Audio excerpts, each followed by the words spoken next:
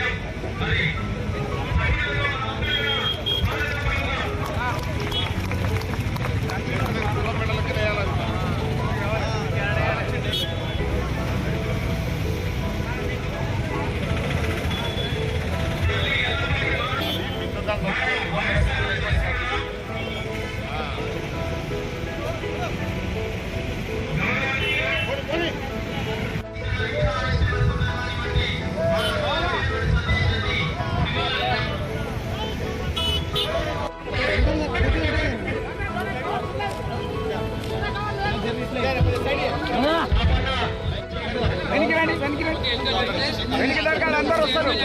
ఎవరు వెనక్కి కాదు, వెనక్కి దొరికితే వస్తావు, లేకపోతే రాదు.